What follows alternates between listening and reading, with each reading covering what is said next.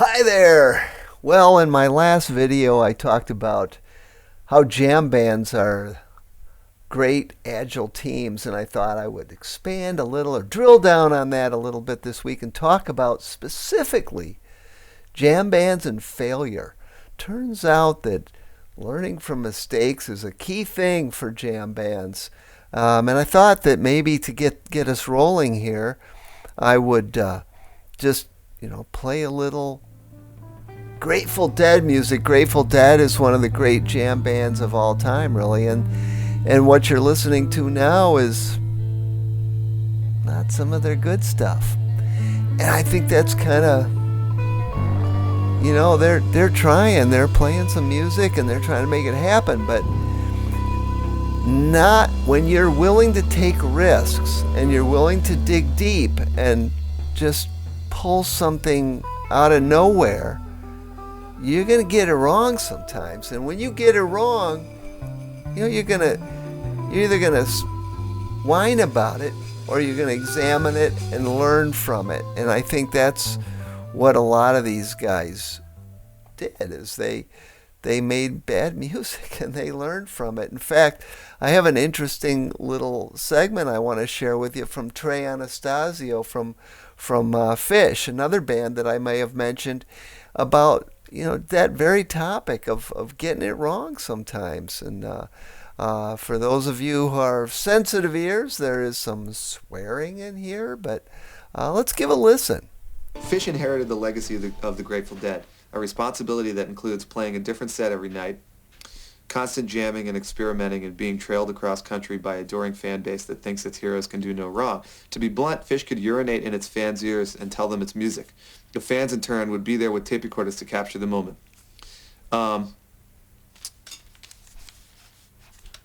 think there's a lot of truth to that. If you're going to take a risk, sometimes you're going to play shit, Mm-hmm. And somebody comes and they pay their $20, and you get up there and you play shit that one time, and then they're like, well, this is terrible. These guys are urinating in the ears of the listeners, and they're happily lapping it up.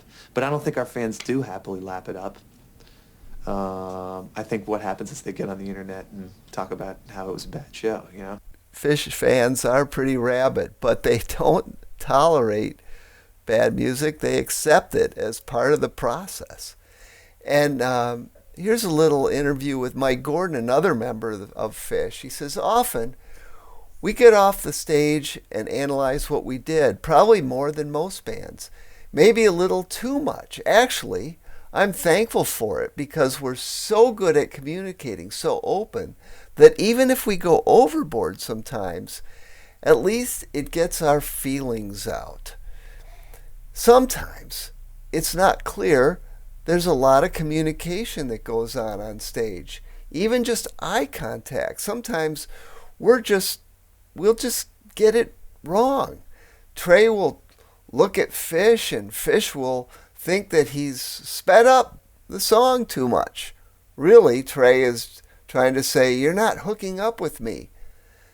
These days, it's usually not bad, but maybe not as great, and sometimes it's just unpredictable. It'll just happen, and it's definitely the nature of taking risks and improvising. So there you have it. The lesson here is you take chances, you take risks, you make mistakes, but you go back and you talk it through with your team, you find the opportunities buried within, and you learn to get better together. And as I've said, if you practice this, you'll not only improve overall over time, but you'll also improve your ability to improve. You'll learn faster from mistakes. You'll cover them more quickly. They'll have less impact. So I encourage you to think about this, to talk about it with the team.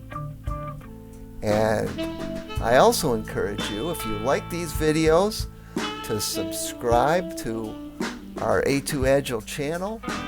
And please follow these videos, and I look forward to seeing you again. Thanks a lot.